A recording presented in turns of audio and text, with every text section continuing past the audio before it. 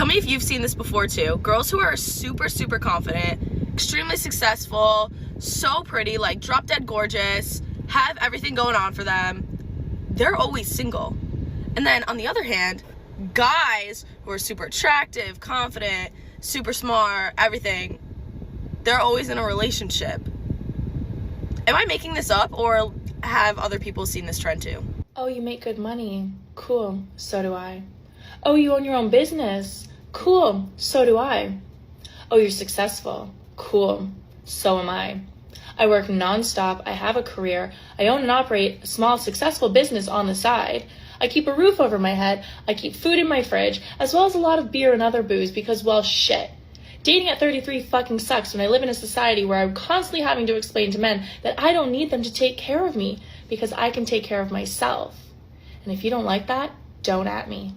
I do think that successful, intelligent women have it hard right now because the people that they're going to be attracted to, it's a smaller dating pool. But you got to figure out your competitive edge. You got to lean into your feminine energy. You have to learn how to essentially unlearn a lot of the things that society has drilled into you. And the biggest thing I see with women who are super successful or alpha is the unwillingness to compromise and the lack of malleability. That's where they lose. Like, you can't treat your dating life like your job where you're just penciling people in. You got to be, somewhat accommodating. And that's what I said about the high value women in terms of the definition, being cooperative, being agreeable. It's something that I think a lot of these women struggle with because, again, their whole life they've had to kind of work to become that way, to get ahead, but it's just doing them a disservice. No. Successful women scare people. 76% of high-performing women receive negative feedback in performance reviews compared to 2% of high-performing men. What the actual fuck? This study is shocking. Of all feedback in performance reviews, men's feedback will be 12% about personality and the rest about their work. But for women, you guessed it, 88% of the comments they receive are about their personalities. It's not constructive, it's not actionable, and it's the reason high-performing women are quitting and some of us are going on to build our own damn empires. We always see a lot of these ladies try to blame society for the consequences they may be receiving for just being unlikable. A lot of them gotta know they have bad attitudes. They talk over people, they can be rude. I've heard it said that a lot of high salary women don't get along well with others. They are not sometimes team players, and just the lack of self-awareness is just crazy to me in this one. So I had this fling with a guy last year, and we made out and were flirty or whatever, but then the next day he never texted me. And I didn't really mind because I did not really want to pursue anything with this guy. It was kind of a one-off thing. But I was still wait, it's kind of rude to not text somebody after. Especially because we're in the same setting. I don't know. Months and months later, I ran into him at a party and he's like, I'm so sorry. I never texted you or anything. If I'm honest with you though, you're just really intimidating, you're really successful, and you're the whole package, and honestly, I just got freaked out, and I just felt like I couldn't handle you. Weird of you to say out loud, but honestly, I knew that. When you're a girl who has her own shit going on, who knows she's that girl, men know that they can't get away with shit with you. Now, that's not to say I wasn't letting boys play me over the last year, because that did also happen. Thank you for your honesty with that.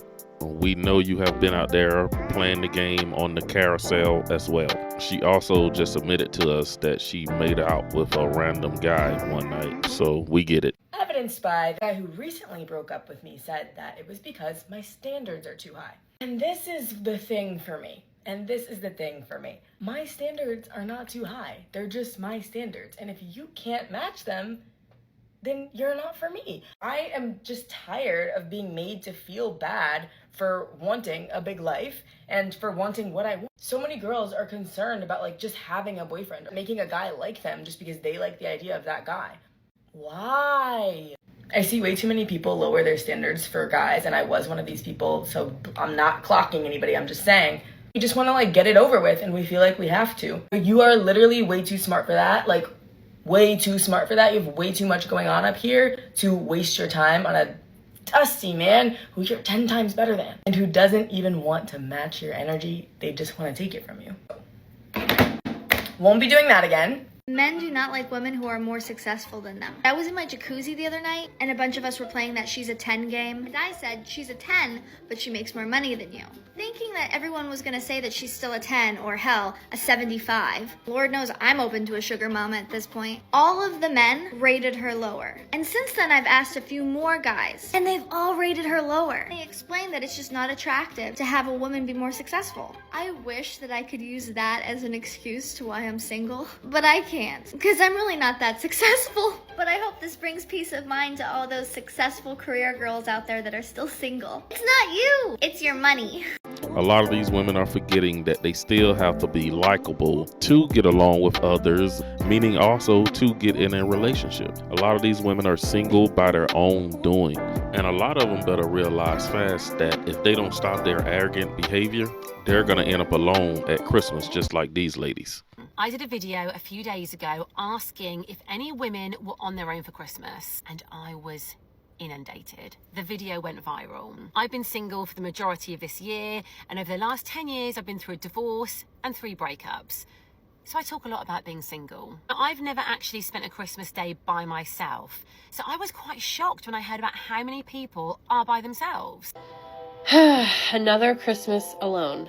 You know, if you were to ask me 10 years ago if I'd be single at 32, I'd probably scoff at you and laugh, proudly telling you that I for sure would be married with multiple kids by now. I had a moment today on the phone with a friend where I broke a bit. The truth is I'm tired. I'm tired of taking care of myself. I'm tired of being the single one of the group.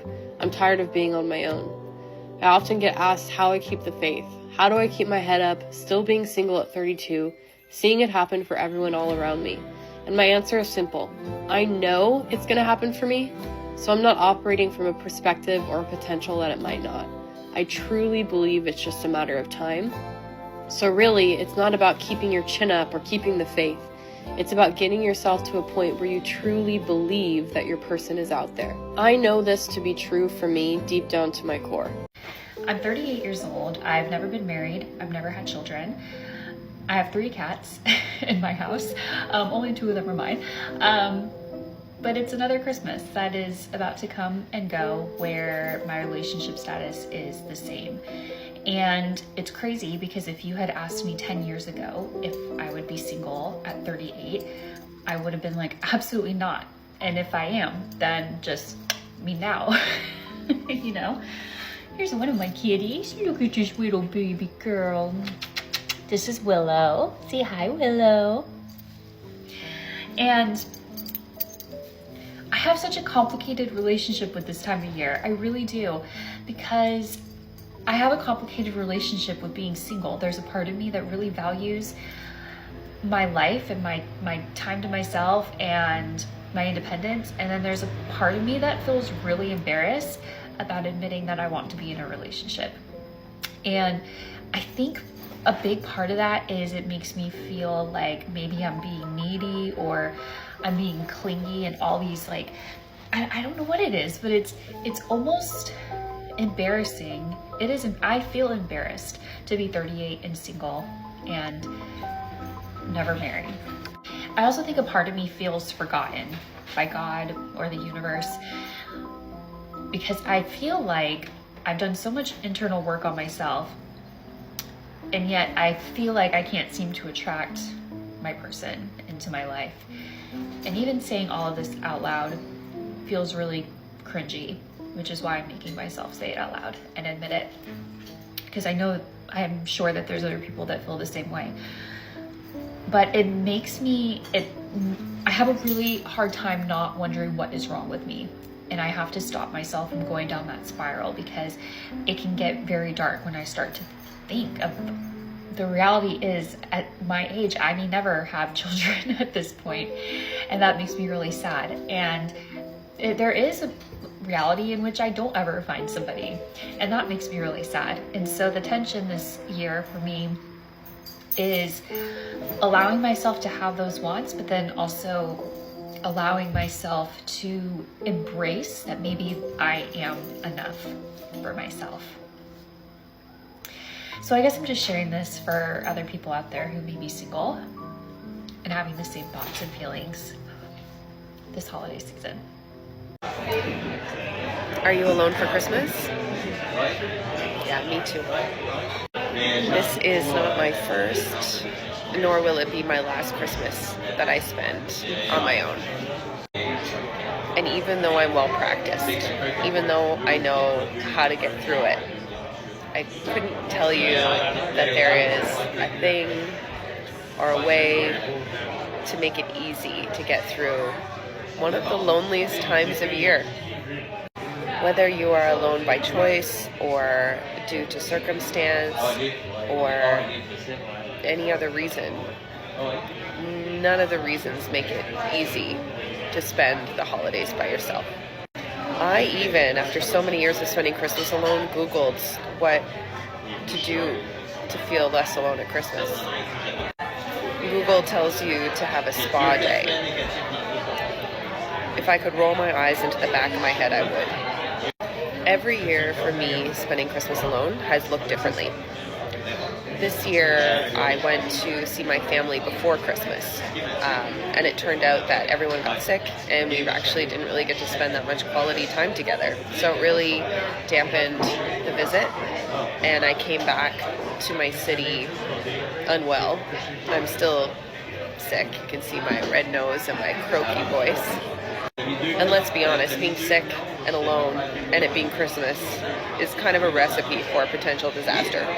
But I am determined to make the next few days bearable for me. And this is what I've learned is the key thing to feeling less alone and less isolated during the holidays. Connection. Now, if you don't have friends, family, people in your life that you can actually connect with, then use social media. I don't wait for people to ask me how I'm doing. I put that shit out there. I conjure up the opportunity to have conversations just like I'm doing right now so that I don't feel so isolated and alone. And it works. Like, leave your ego at the door. Be vulnerable. Let people know that you feel lonely and that you want to talk, that you want to check in, whatever it may be.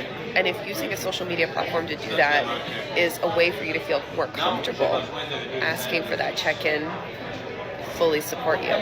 What these ladies need to start doing is come next year, 2025, around August, around the fall season, they need to be aggressively looking for someone to date. A lot of the guys that got left in their DMs on red, they need to revisit those conversations just to have someone with them during the holiday season. Just like everybody get together for cuffing season come fall, I think a lot of these women do need to get on the dating apps, all of them, and be aggressively dating, going after the man that they want. But we all know they won't because they're too prideful and they don't want to feel like they're chasing a man. And that's why if a lot of them don't change their behavior, they're going to end up alone next year. Yeah, I just came back from the doctor and they told me that if I trust another nigga, I'm not going to make it. Y'all, why do y'all take sports seriously? Like, it's not this serious. Makeup and hair ain't that serious. Either you got it or you don't. But that's all I got in this video. You guys drop a comment down below and let me know what you think about these ladies in these clips. Be sure to hit that subscribe button, like the video. Thanks for watching. I will see you in the next one.